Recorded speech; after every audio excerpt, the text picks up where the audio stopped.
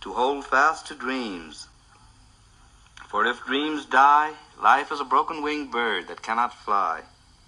Hold fast to dreams, for when dreams go, life is a barren field, frozen with snow. James Mercer Langston Hughes was born in 1902 in Joplin, Missouri to mixed-race parents. They quickly divorced, leaving Langston to live with his grandmother for most of his childhood. At the age of 13, Hughes moved to Illinois to live with his mother. It was here where he began to write poetry. Eventually, the family moved out to Cleveland, Ohio, where Hughes attended high school. The summer after his high school graduation in 1921, Langston Hughes wrote his first major work, The Negro Speaks of Rivers. It was published in The Crisis, an African-American magazine overseen by W.E.B. Du Bois. When the poem reached the hands of Jessie Fawcett, a literary editor of The Crisis, she quickly reported the poem to Du Bois in amazement. Hughes formed a deep admiration for Du Bois after the poem's publication. 20 years later, Hughes would send a letter to Du Bois expressing his gratitude. Langston Hughes went on to Columbia University in 1922 to fulfill his father's wishes of becoming a mining engineer. Despite his father's ambitions, he dropped out his freshman year and began to work as an assistant cook, launderer, and busboy. Eventually, Hughes signed up to work on a boat that would sail around the world.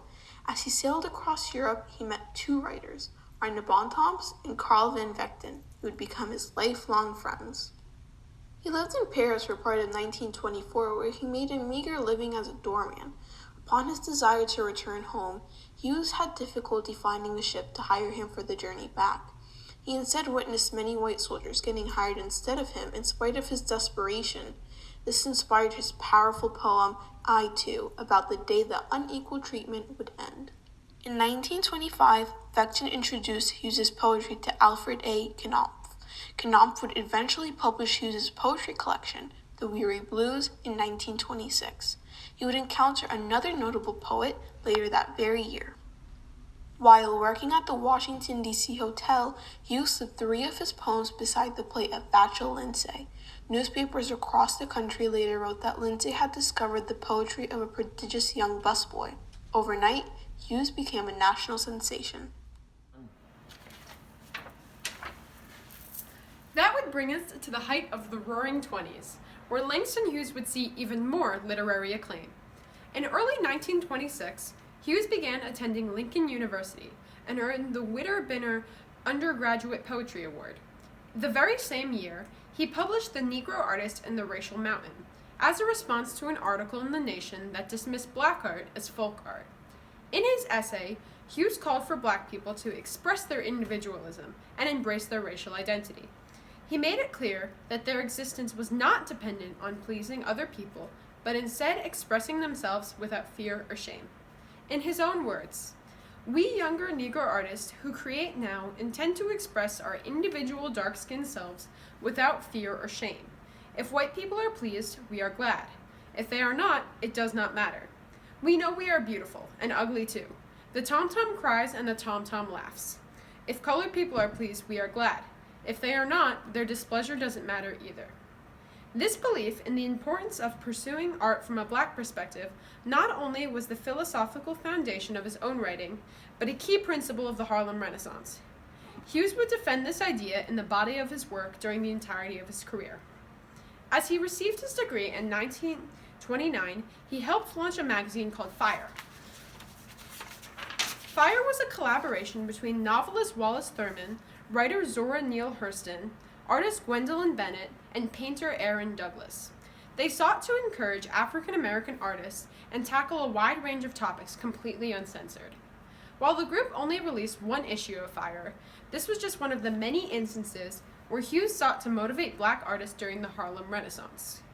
A key factor that made his contributions to the movement notable was the fact that Hughes did not differentiate his personal experiences from the experiences of Black America.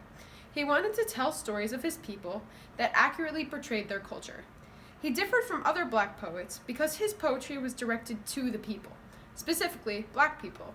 He spread his message in a manner that was humorous but serious, and used themes that could be understood by virtually anyone. For these reasons, his work spread to a very large audience. In one of his most famous poems, Harlem, from Montage of a Dream Deferred, he explores the consciousness of the Black community in Harlem and their experience with racial injustice. He questions what is to happen if dreams of equality are continuously deferred. He suggests that one day society will have to reckon with this dream, or it will cause them continuous harm. The poem reads, "What happens to a dream deferred? Does it dry up like a raisin in the sun, or fester like a sore and then run?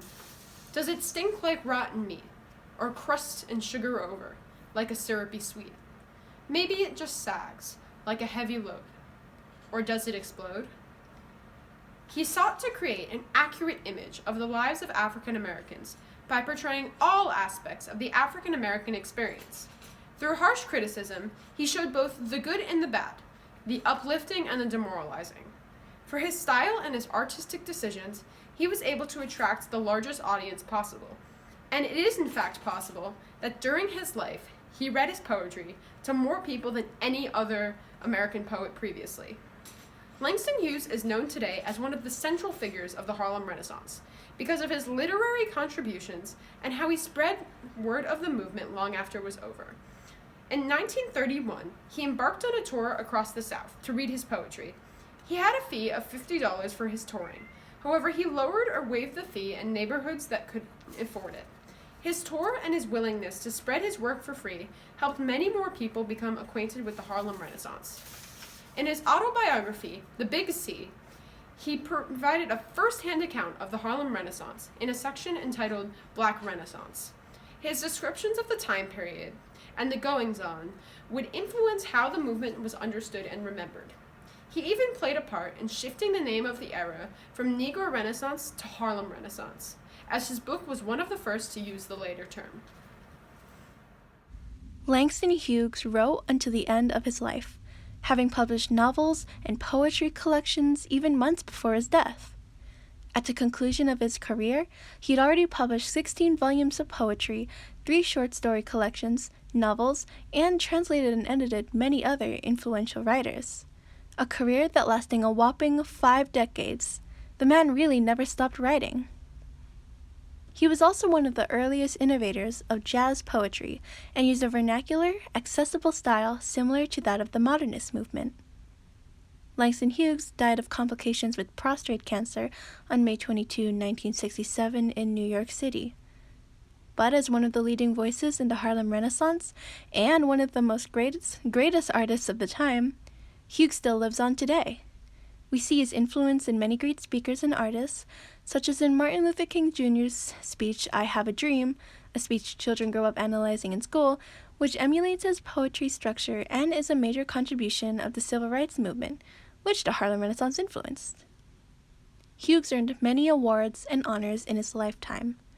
In his honor today, the City College of New York awards an annual Langston Hughes Medal to inspired African American writers. Langston Hughes is a major factor that influenced how we think of the Harlem Renaissance today and how we understand it. We get it from his descriptions of people in his poems and writing. Certainly, Langston Hughes is a beloved artist whose influence still reaches us today. He certainly emulates his poem, Advice. Folks, I'm telling you, birthing is hard and dying is mean, so get yourself a little loving in between. Thank you for watching.